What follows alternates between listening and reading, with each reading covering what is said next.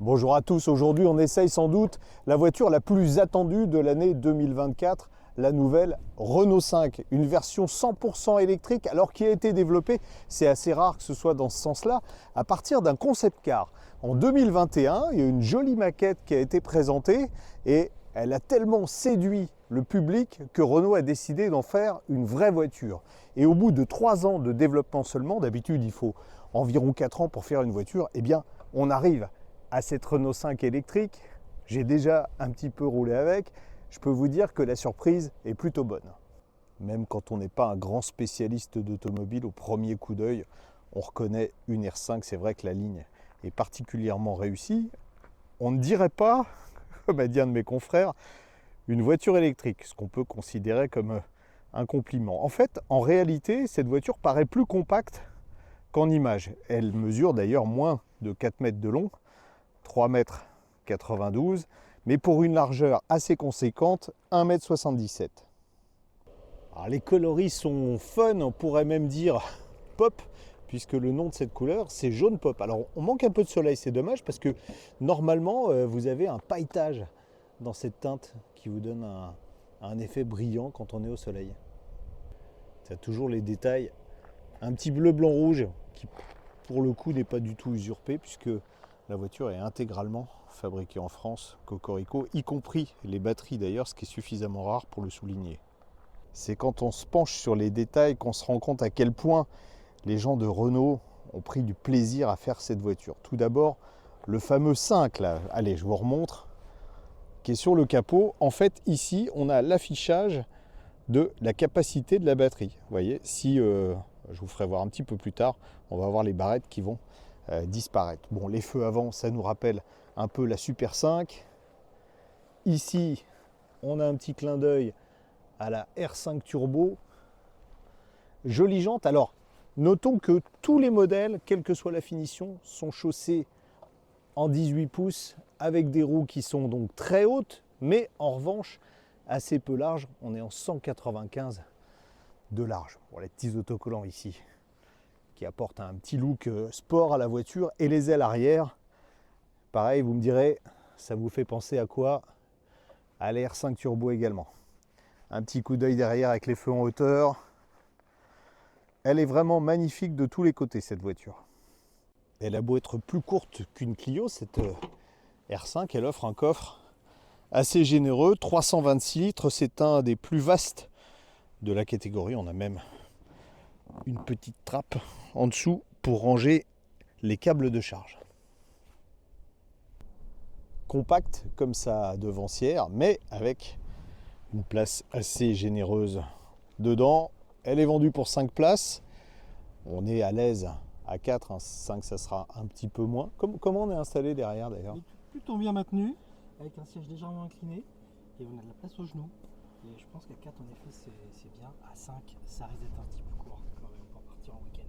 Mais en 8 ça suffirait largement, c'est sa vocation. Ah, dedans c'est pop aussi. J'adore la sellerie, des sièges qui sont inspirés de la R5 Turbo, qui offre un excellent maintien, qui sont fermes mais confortables, et avec un tissu sur cette finition iconique. Là on a un petit 5 qui est gravé, vous voyez, bicolore, et surtout fait à partir de tissus intégralement recyclés. La présentation, c'est aussi un retour aux sources de la première R5 avec ce matériau matelassé sur la planche de bord. On a même sur cette finition un petit logo Renault 5 qui est rétro-éclairé. C'est magnifique, et encore plus quand il fait nuit. Vous voyez le souci du détail. En fait, c'est pas du tout une voiture au rabais. On se demande d'ailleurs comment en 3 ans les ingénieurs ont réussi à faire tout ça. Bon, je vous donne quelques clés quand même. Première clé, le tableau de bord, en fait repris des modèles Renault récents. Il vient même de s'éteindre, je vais le rallumer. Hop là. Voilà, une dalle de 10 pouces qu'on peut paramétrer avec différents affichages. Au centre, bah, même chose, hein, on reprend ce qui fait le succès de la Mégane E-Tech et puis même du Scénic électrique. Un système d'infodivertissement particulièrement performant, puisque c'est Google qui s'occupe de faire tourner tout ça. il y a de nombreuses applications qui sont proposées sur la voiture, dont certaines sont propres à Renault. D'ailleurs, on peut paramétrer évidemment l'auto d'ici. Voilà, on accède fonction. Je vous explique d'ailleurs ce qu'il y a sous le capot tout de suite derrière. On a aussi un petit assistant très sympa. Et Renault. Le voici, le voilà. Allume la climatisation. Selon ChatGPT, pour allumer la climatisation, localisez le panneau de contrôle et recherchez le bouton d'alimentation. Bon, Appuyez dessus pour démarrer le système. je vous le fais, voilà. Allez, on va le faire en live parce que la clim, alors déjà des boutons physiques, ça c'est bien, et surtout pompe à chaleur sur tous les modèles, ce qui permettra d'économiser de l'énergie l'hiver. Rigolo le levier de vitesse ici qui est près du volant, ce qui permet de dégager la partie centrale de la console. Et cette partie-là peut être remplacée, on peut personnaliser. Le bouton Multisense qu'on connaît sur toutes les Renault qui permet de paramétrer les modes, on voit là, confort, éco, sport, perso. Genre de petits détails que j'aime beaucoup. Si vous changez le mode de conduite, vous changez la couleur du petit logo R5 qui est sur le tableau de bord, et ça je trouve ça vraiment très sympa. Et puis surtout le bouton magique de pression, et on supprime les aides à la conduite préprogrammées, autant dire celles qui nous emmènent point de suspension. Le volant ressemble à un tableau de bord de Boeing, mais il faut dire qu'on a 26 aides à la conduite qui sont disponibles. De l'autre côté, on commande l'infodivertissement toujours avec le satellite habituel à Renault. On aurait peut-être pu changer d'ailleurs sur un véhicule qui se prétend de nouvelle génération. Le volant qu'on a bien en main avec une forme assez particulière puisqu'il n'est pas rond, il est pratiquement carré, mais vous allez voir que c'est pas gênant du tout puisqu'on a une direction très directe. L'équipement est vraiment très complet avec un chargeur à induction qui est bien situé et surtout avec un tapis antidérapant qui évite au smartphone de se balader. Le ciel de toit contribue sans doute à l'insonorisation avec sa forme. Ça fait pour le coup très pop, très années 70. Avec son look de R5 turbo moderne, on n'aurait pas été surpris de trouver un moteur 4 cylindres turbo compressé sous le capot. Mais non, on a un moteur électrique, le même d'ailleurs que sur beaucoup de Renault, enfin le même, une évolution du moteur qu'on trouve sur d'autres Renault, en particulier la Mégane E-Tech. Ça reste un moteur synchrone bobiné. Et pourquoi? Bien simplement parce qu'on n'a pas besoin de terres rares, donc on n'a pas besoin de faire appel à nos amis les Chinois pour les obtenir.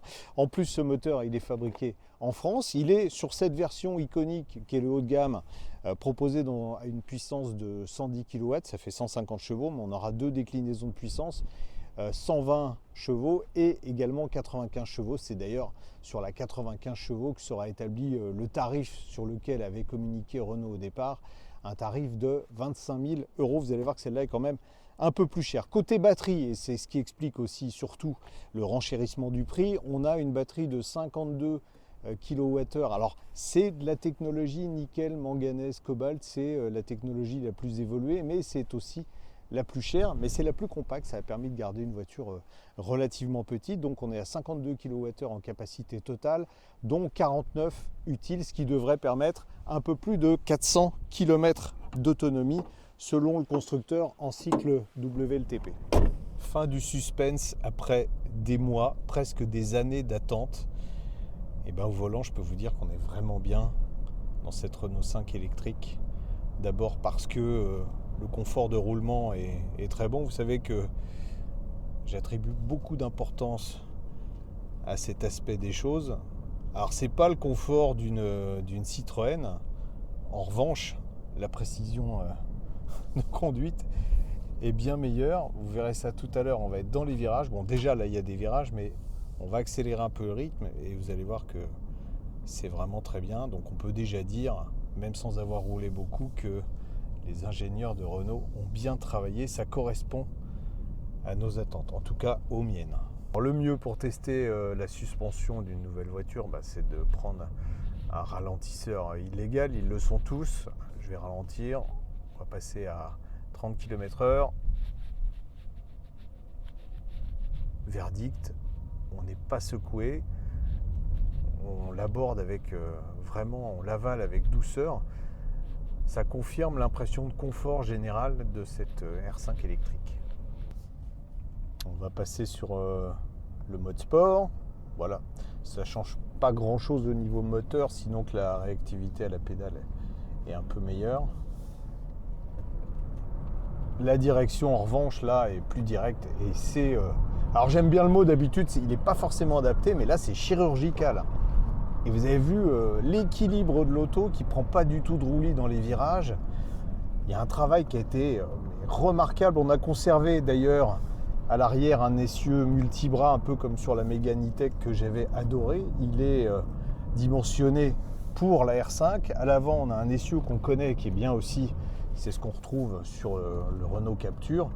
Et le mariage des deux, ça donne juste un comportement qui est absolument incroyable de facilité et d'efficacité parce qu'on arrive à rouler vite, se faire plaisir, absolument sans prendre de risques. Et tout ça grâce à quoi également?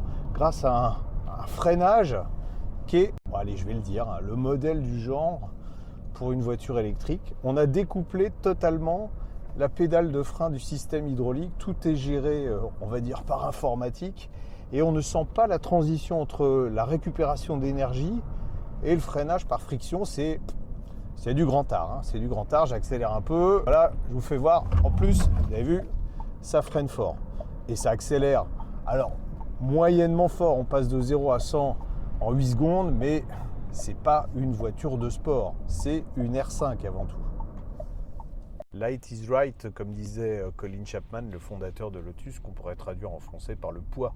C'est l'ennemi, une maxime que Renault a repris à son compte. Alors d'abord pour le Scénic, qui dans sa catégorie en véhicule électrique est le plus léger, et c'est également le cas pour la R5 E-Tech électrique, puisque sur cette version on est à 1456 kg, ce qui est très mesuré compte tenu de la puissance et de la capacité de la batterie. Il faut dire qu'on a un châssis qui a été spécifiquement étudié pour la traction électrique. Ça explique le gain de poids par rapport à d'autres modèles. Alors c'est pas des concurrents, hein, mais je dénoncerai pas Stellantis qui a des plateformes beaucoup plus lourdes parce que multi-énergie. Bon, en ville la voiture tire parti d'un gabarit réduit, et puis il y a ça, regardez, 10,80 m de diamètre de braquage, et c'est plutôt bien, d'autant qu'on a cette direction assez directe. Donc une voiture faite pour la ville, mais pas que. C'est pas moi qui conduis, on est avec le micro d'ambiance de la caméra. Voilà, on est sur l'autoroute à 100 km/h. Je ne sais pas si vous vous rendez compte qu'on est dans une voiture extrêmement silencieuse. Alors le plus surprenant, c'est que on n'a pas du tout de bruit de roulement qui remonte, malgré des roues de 18 pouces quand même. On a quelques bruits aérodynamiques qui sont dus au rétroviseur, sans doute, même si Renault a travaillé et les attaches du rétroviseur, je crois, sont faites pour atténuer justement les vibrations. Atténuation de vibrations qu'on a aussi dans le plancher, puisque la batterie est isolée du plancher, et c'est ça qui procure ce confort de roulement qui est vraiment excellent. Donc totalement validé pour l'autoroute. En matière de recharge, on pourrait penser que cette R5 électrique est tout à fait classique, puisque le chargeur interne en courant alternatif plafonne à 11 kW, ce que font pratiquement tous les véhicules électriques, et que en charge rapide, on est limité aussi à 100 kW. Mais il y a deux petits avantages que les autres voitures n'ont pas forcément. Tout d'abord, on a ce qu'on appelle du V2L et V2G. Vous pouvez brancher sur votre voiture des appareils électriques grâce à un adaptateur et les alimenter en 220 volts jusqu'à concurrence de 3700 watts. Et puis surtout, vous pouvez fournir de l'énergie au réseau, ce qui vous permettra de baisser le prix de vos recharges. Renault annonce une autonomie qui peut être supérieure à 400 km. Donc dans la réalité, certes, on n'a pas roulé du tout. Économiquement, on est à 14,9 kWh au 100. C'est plutôt pas mal. Ça veut dire que là, on aurait environ 320 km d'autonomie en ayant fait de l'autoroute, et puis surtout en ayant roulé, évidemment, en se faisant plaisir sur les petites routes. Donc moi je considère que pour une voiture à vocation citadine, c'est une autonomie largement suffisante. Ouais, je crois que vous l'avez compris, j'ai été soufflé par cette Renault 5 électrique. Non, c'est vrai que Renault a réussi un tour de maître. Tiens, on a un petit rayon de soleil comme ça, on peut voir. Je ne sais pas si ça va ressortir en vidéo, le pailleté du jaune, ça n'a rien à voir avec la couleur de la Poste. En tout cas, une voiture confortable qui marche suffisamment bien, même si c'est pas un boulet de canon, avec une autonomie correcte. Le tout pour cette version iconique qui est vraiment le haut de gamme avec la puissance de 150 chevaux de 35 490 €. Je vous rappelle que comme la voiture est fabriquée en France, vous bénéficiez toujours de 4 000 € de bonus écologique à l'heure qu'il est, donc 31 500 € pour une voiture qui est somme toute assez polyvalente et surtout extrêmement plaisante à conduire. Ça fait plaisir de rouler dans une voiture française comme ça.